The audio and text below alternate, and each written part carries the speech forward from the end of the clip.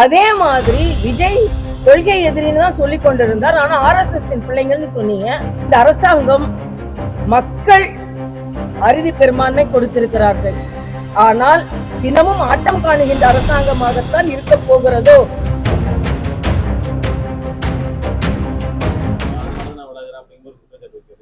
இல்ல, இப்போ அவங்க கையை வச்சு அவங்க குத்தி கொண்டு விடுதலை சிறுத்தைகளா இருக்கட்டும், இன்னைக்கு திமுகவா இருக்கட்டும், கம்யூனிஸ்டுகளா இருக்கட்டும், இன்னைக்கு விடுதலை சிறுத்தைகள் என்ன சொன்னாங்க?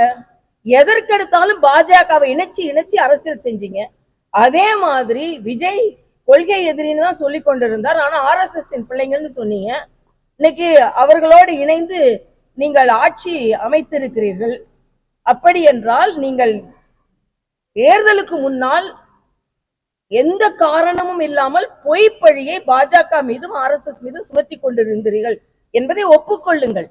இன்று அவர்கள் கட்சியை சார்ந்தவர்களுக்கே அவர்கள் அரசவையில் பங்கு கொண்டது பிடிக்கல. அதுவும் திருமாவளவனே சொல்றாரு, எனக்கே பிடிக்கல.